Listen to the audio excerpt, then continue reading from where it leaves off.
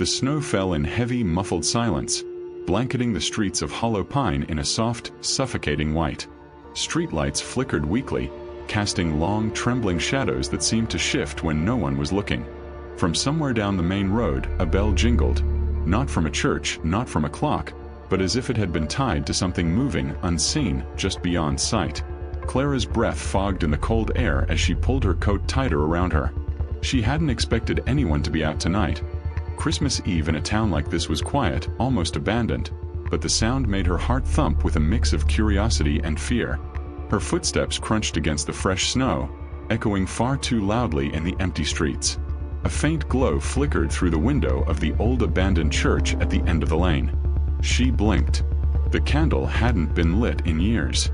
And yet, the flame wavered as if someone or something was watching her from inside. Then she heard it, a whisper carried on the wind, faint, almost polite, but unmistakably real. "Don't come any closer." Her hand froze on the doorknob of the gate. The sound was so close now, it felt like it was crawling along her skin. A shadow moved past the window, but when she leaned forward, nothing was there. Only snow. Only silence. And yet, deep down, she knew she hadn't imagined it. Clara stepped off the rickety bus that had crawled its way through the winding, snow-laden roads. Hollow Pine looked smaller than she remembered, its windows like black eyes, staring at her, unblinking. The cold bit through her coat, and the wind carried an almost metallic scent, sharp and lingering. She tugged her scarf higher, her boots crunching loudly on the frozen ground. For a moment, the only sound was her heartbeat, thrumming in rhythm with the icicles dangling from the roofs of the deserted houses. The town had been quiet for decades, even before her family moved away when she was a child. But tonight, the silence felt different, almost deliberate, as if it were waiting. She recognized the small bakery on the corner, now shuttered, its frosted windows reflecting the pale glow of a single flickering street lamp. A shadow crossed it, or maybe it hadn't. Her mind wavered between what she remembered and what she saw now. The town seemed alive in some subtle wrong way, as though it were breathing under the blanket of snow. Clara made her way toward her parents' old house at the edge of town. The pathway was narrow, almost hidden beneath fresh snow, and the familiar pine trees loomed like silent sentinels, their branches scratching against each other in the wind. She remembered climbing these trees as a child, listening to her mother call her in for dinner. But now the trees felt imposing, threatening. As she reached the doorstep, she noticed something she didn't remember. A single small pair of footprints leading away from the house, disappearing into the woods behind it. They were too small to be adult-sized, too deliberate to be random. Clara frowned, bending down to inspect them. The snow beneath them was still fresh, unbroken by wind. Whoever, or whatever, made them had been here recently. The door creaked under her hand as she pushed it open. Inside, the house smelled of dust, pine, and something else she couldn't name. Something old, lingering, and slightly sweet. The air was colder than outside, chilling her bones. Her parents weren't home yet. The fire was dead, though the logs were stacked neatly in the fireplace as if someone had prepared for her return. A low hum, almost like a distant lullaby, floated through the house, barely audible but unmistakable. Clara's eyes scanned the room. Everything looked the same as she remembered. The worn couch, the small wooden table by the window, the faded photograph of her family smiling in front of the old church. But something felt off. The shadows in the corners didn't match the light. They clung and stretched as though alive. And then she heard it, the faintest whisper, curling around her ears like smoke. "You shouldn't have come back. Not this year." Her heart froze. She spun around, but the room was empty. The windows rattled slightly in the wind, and the snow outside reflected the dim light of the moon. Yet the whisper had been too deliberate, too articulate to be the wind. Clara's fingers trembled as she gripped the edge of the table. Something was here with her. Something waiting. She tried to shake it off. Maybe it was a trick of memory, a trick of the mind returning to a place loaded with childhood fears. But as she moved toward the kitchen to make tea, she noticed the fridge door was slightly ajar, a faint frost lining its edges. She hadn't left it like that. A creak from upstairs made her freeze. She told herself it was just the house settling, but the rational voice felt distant, weak. Clara took a cautious step toward the staircase. Another creak answered her, and then she heard it. Soft footsteps, barely a shuffle, coming from the hallway above. Her mind screamed at her to leave, but curiosity rooted her to the spot. The old grandfather clock in the corner struck midnight, its chime echoing far louder than it should have. The sound reverberated through the empty house like a warning. Clara's breath came in short, visible bursts, each one trembling in the icy air. She climbed the stairs slowly, each step groaning under her weight. At the top, the hallway stretched endlessly in the dim light, doors lining both sides. The shadows were thicker here, pooling in the corners like ink. She could feel them pressing in, her skin crawling with the awareness of unseen eyes. Then she saw it. A figure, or at least something resembling a figure, standing at the far end of the hallway just beyond the reach of the dim light. Its face was obscured, but its posture was deliberate, human, and impossible. Clara's instincts screamed at her to run, but her legs felt like lead. The figure tilted its head slightly, as if observing her, and then it vanished. Only the snow outside continued to fall, silent and relentless, covering the footprints that had led her here. Clara's mind whirled. Was she seeing things? Or had Hollow Pine really changed in the years she'd been away? One thing was clear. The town had secrets, and tonight it had chosen to reveal them. Her parents weren't home yet, and she wasn't alone. The snow outside had thickened into a muffling blanket, swallowing every sound, leaving only the occasional groan of the house and the whisper of wind in the pines. Clara couldn't shake the feeling that the town itself was watching her, observing every step, every breath. Hollow Pine had always seemed quaint from a distance, but up close, the quiet felt almost sentient, as if the streets themselves breathed and shifted in the snow. She tried to tell herself she was imagining things, but small details kept gnawing at her sanity. The lights flickered again, longer this time, casting the living room in a strobe of dim shadows. Footsteps, soft, deliberate, echoed from upstairs. She froze, holding her breath. No rational explanation came. Even the bus driver's parting words earlier that evening kept circling in her mind. "You'll see them if you're lucky, or maybe if you're not." Clara shook her head and forced herself to move toward the kitchen. Perhaps a cup of tea, something grounding, would help. The kettle hadn't been plugged in, yet steam curled from the spout as though it had been heated moments before. She rubbed her eyes, blinking against the flickering candlelight, but the sight of the steaming kettle remained. Her curiosity and unease drew her toward the living room window.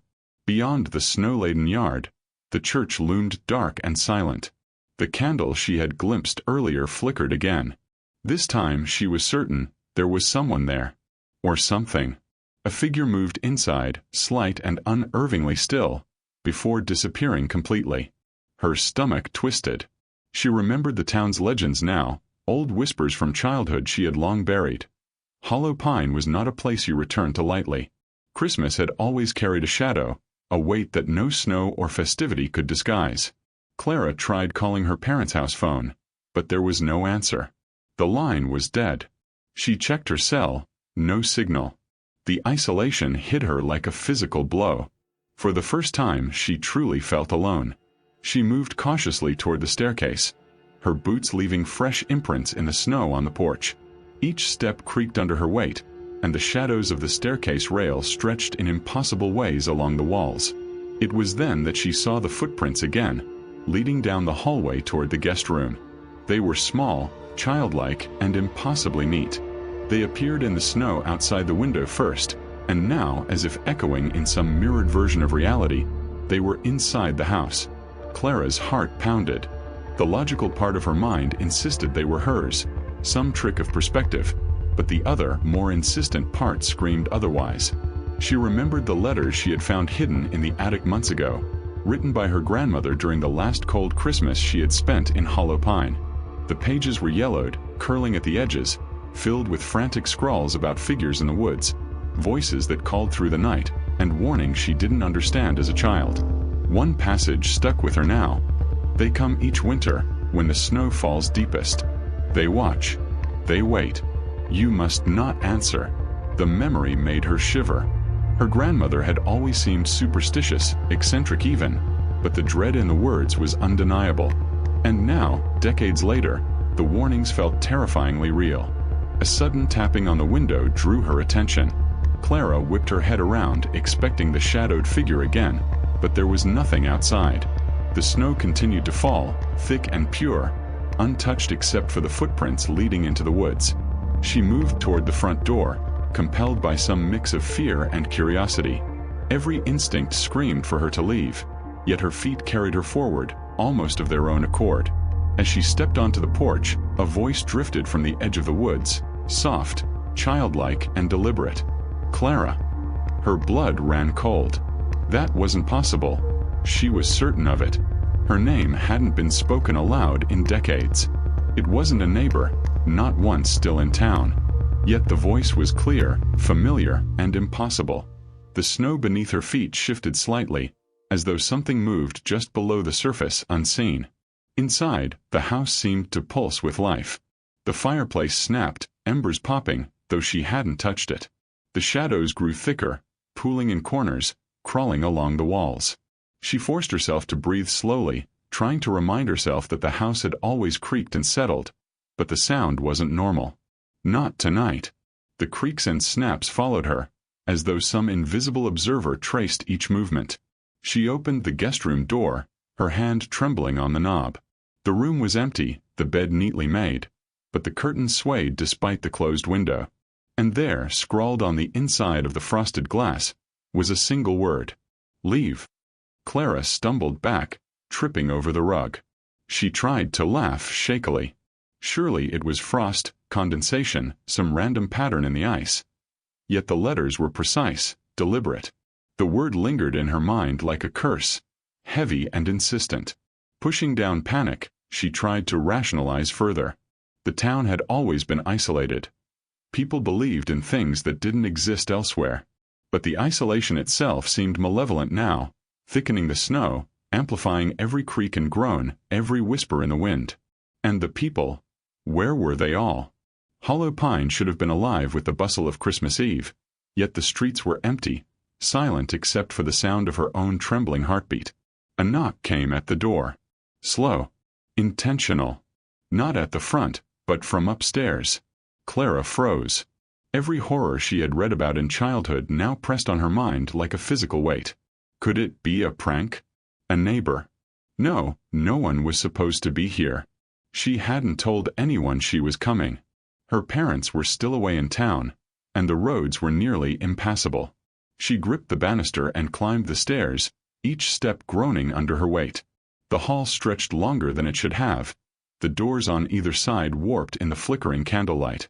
At the far end, she noticed a door she had never seen before, a narrow, unassuming closet tucked between the bathroom and bedroom. The knocking came again, more insistent this time, echoing unnaturally. Clara approached it cautiously. Her hand hovered over the knob, icy sweat slicking her palm. The air grew colder, sharper, charged with something she couldn't name. The faint smell of pine mixed with decay filled her nostrils. And then she heard it, not from the door but from the floor beneath it, a voice, guttural, broken, whispering her name in fragments. "CL. Clara, come." Her vision blurred, heart racing, every instinct screaming to flee. She wanted to run down the stairs, out into the snow, away from the house, away from Hollow Pine entirely. But the hallway stretched impossibly, shadows stretching and twisting around her, thickening like living ink. Then a figure appeared at the end of the hall, tall and impossibly thin. Its face was hidden in darkness, but the air around it pressed down on her chest, heavy and suffocating. It didn't move, yet Clara knew. It had been watching. Waiting. Always waiting. She stumbled backward, tripping over the carpet, hands clawing at the wall. The door behind her slammed shut with a force that made the walls vibrate. A whisper carried through the hall, close now, brushing her ear. "You shouldn't have come back." Clara's mind screamed. She didn't know if the voice came from the figure, the house, or the snow-laden woods outside. Reality itself seemed to bend, and the warmth of Christmas she had expected, the comfort of her family, the cheer of returning home, was gone, replaced by a presence older, darker, and unstoppable. The footprints she had seen outside led back to the woods, yes, but also to the house, as if something had crossed the threshold without breaking the snow, without leaving a trace. Every logical explanation fled her mind. The house, the town, the snow, none of it felt real anymore. And yet, all of it was. Clara realized, with a growing terror, that Hollow Pine had not forgotten her. It had been waiting, and it would not let her leave. Not tonight, not ever. The air in the house had grown impossibly cold. Clara's breath steamed in front of her, curling like ghostly fingers that clung to the shadows. Every sound, the groan of the floorboards, the faint whistle of wind through cracked window panes, was amplified, turning her home into a cathedral of menace. She had tried to flee once, but the stairs seemed to stretch endlessly, the hallway bending in ways that made escape impossible. Hollow Pine had consumed her. At the far end of the hallway, the figure reappeared. Taller than any human, impossibly thin, limbs that bent at wrong angles. Its face remained hidden in darkness, but its presence pressed on her chest, like icy hands crushing her lungs. Clara's legs trembled, threatening to buckle, but she forced herself forward, drawn by fear, curiosity, and some instinct she couldn't name. Why are you here?" she whispered, voice trembling. The figure did not answer with words, only a soft, horrifying sound, a choir of whispers, each syllable pulling at the edges of her sanity. "You shouldn't have come back. Not tonight." The hallway seemed to pulse with the words, stretching and contracting like a living organism. The walls warped, shadows twisting, turning her familiar home into something alien. The doors lining the hall creaked open on their own, revealing rooms that shouldn't exist. Rooms filled with snow, forests, and distant laughter of children, far too faint and distorted to be real. Clara's mind whirled. Time itself no longer felt linear. A clock on the wall struck 13, the chime echoing impossibly across rooms. The fireplace roared to life, but instead of warm orange flames, shadows writhed in the logs, whispering her name. The air carried the scent of pine, snow, and decay, together as though the house itself were breathing. "It's waiting for you," a voice hissed behind her. She spun around, but the figure had multiplied. Shadows now moved in tandem with her, stretching across walls and floor, echoing her every motion. Her hands gripped the banister of the stairs, knuckles white. She realized she was no longer standing on familiar carpet. The floor beneath her feet had become ice, sharp and glassy. She slipped, catching herself on a warped doorframe. Her reflection, or was it hers, appeared in the hall mirror, but the eyes staring back were not her own. They were hollow, black and endless. The snow outside grew louder, pounding against the windows like fists. Clara rushed to a window and looked out. The streets of Hollow Pine were no longer empty. Figures moved in the snow, tall, thin, whispering in voices that tore at her memory. Footprints formed impossibly fast, creating a labyrinth around the house. She recognized some of the faces. Neighbors, friends, people she had grown up with. But their eyes were empty, faces warped in terror and delight, watching her. A sudden knock on the ceiling above made her stumble backward. The sound multiplied, coming from every wall, floor, and hallway simultaneously. She clutched her head as the whispers filled the room, overlapping, unintelligible yet distinctly calling her name. "Clara!" Her voice broke as she screamed, but the sound seemed to vanish, swallowed by the house. She ran through the hallway trying to find the front door, but the house itself had changed. Doors led to nowhere, staircases bent impossibly. Windows showed forests instead of snow-laden yards. Every escape route closed the moment she approached. Then she saw it, the figure at the end of the hallway, closer now, moving without moving.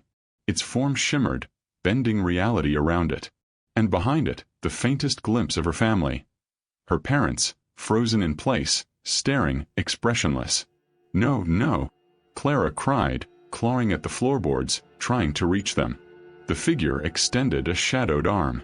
The hallway floor split beneath her, and she fell, tumbling into darkness. Time fractured completely. She saw herself as a child, returning to the house years ago, the letters her grandmother wrote, and the figures that had haunted Hollow Pine for generations. They were all connected, all waiting for her return tonight. Clara screamed as the cold enveloped her completely. Voices, thousands, millions, echoed in her skull. Warnings, commands, laughter, cries of terror. She could no longer tell if she was running or standing still. The walls, the snow, the shadows, even her own reflection, had merged into one endless nightmare. "It's Christmas. It's time," whispered the darkness. She clawed at the door, the window, the walls. Nothing gave way. Panic and despair coiled in her chest. The figure approached, each step silent, weightless, inevitable. Clara's mind begged for escape, but her body betrayed her, frozen in fear. A voice, closer now, whispered directly in her ear. "You cannot leave. Not tonight. Not ever." The room shifted violently. Objects spun in midair. Chairs, ornaments, family photos. The candle she had seen in the church flickered through the walls, dancing, illuminating her terror in ghostly light. Her own shadow stretched across the floor, twisting independently, writhing, moving with intent. Clara fell to her knees, trembling, tears freezing on her cheeks. Her name was chanted now in unison, from every corner of the house, the streets, and even the snowy woods beyond.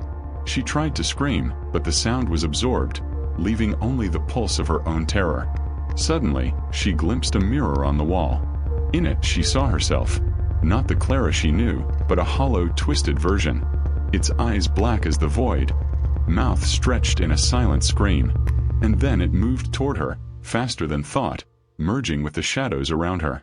"It's always been waiting for you." Her vision blurred. She stumbled, reaching for the staircase that no longer led anywhere. The walls themselves pressed in, shrinking, bending, closing her in. She realized with a bone-deep certainty that Hollow Pine had never truly been a town to live in. It had been a trap, a waiting place for something ancient, patient, and merciless.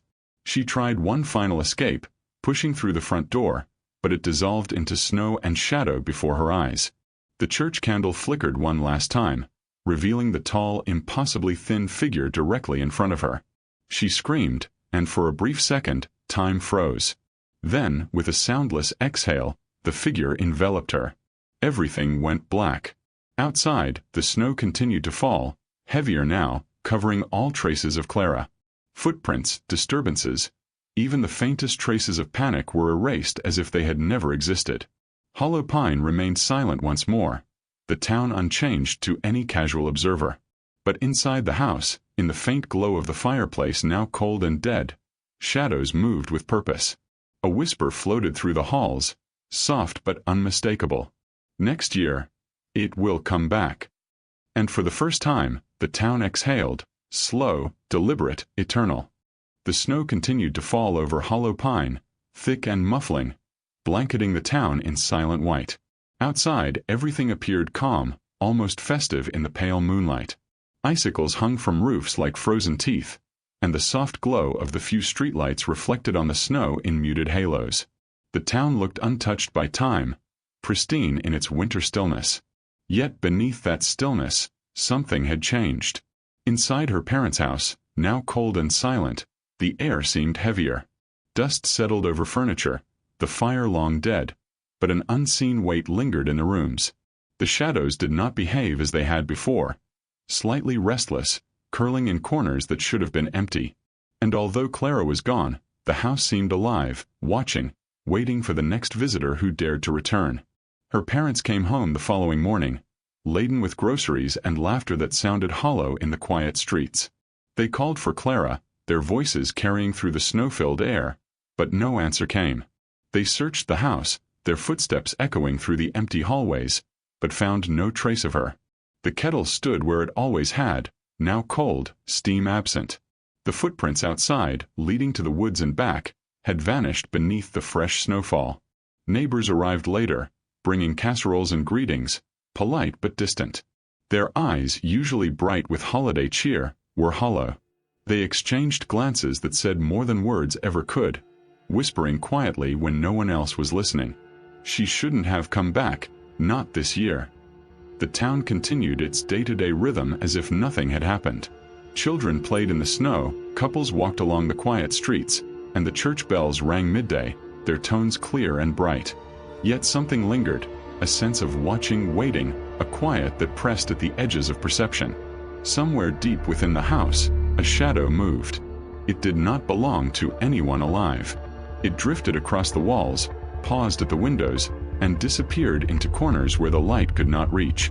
And in the attic, where dust and frost mingled, faint letters appeared on the floorboards, scrawled in a hurried, almost frantic hand. Next year, it will come back. The fireplace flickered for a moment, though no fire had been started. The shadows danced across the walls in shapes that suggested figures standing just beyond the range of sight. Whispers echoed faintly, carried on the draft, incomprehensible but urgent, warning and laughing simultaneously. The townspeople sensed it, even if they could not name it. Children paused mid-play, sensing eyes on them, invisible yet unrelenting. Adults felt a chill when passing the old church, an inexplicable heaviness pressing on their chests. Dogs barked at nothing, and the wind carried voices that seemed to call names nobody had spoken. No one knew what had truly happened to Clara. Some whispered she had wandered into the woods, lost and consumed by the snow. Others believed the town had claimed her, part of its long, dark tradition. Few dared speak aloud of the shadowy figure, of the whispers, or the footprints that had appeared and disappeared like ghosts. Inside the house, the rooms returned to a deceptive calm. Dust fell slowly from the ceiling beams, settling on furniture. A faint frost clung to the windows, obscuring the view outside. But the weight in the air remained. Shadows moved subtly, curling around corners, lingering just beyond perception. The house had changed, as if the absence of Clara had left it hollow but alive.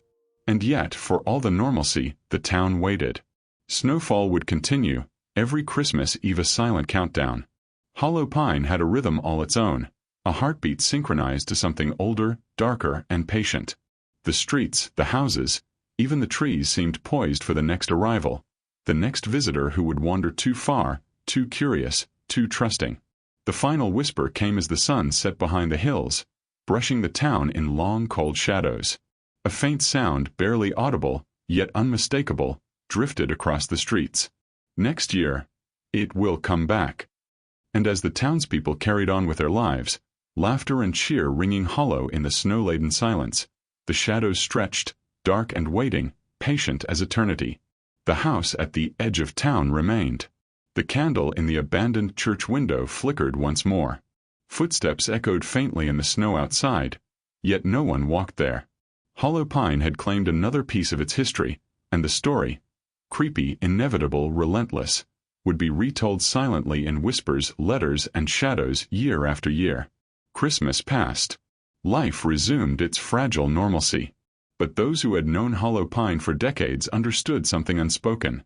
The town remembered, it watched, and it waited. Nothing in Hollow Pine was ever truly gone. And somewhere in the cold, unseen corners, Clara's name lingered. An echo in the snow, a shadow in the house, a whisper carried on the wind. The next Christmas would come. And with it, the horror would return.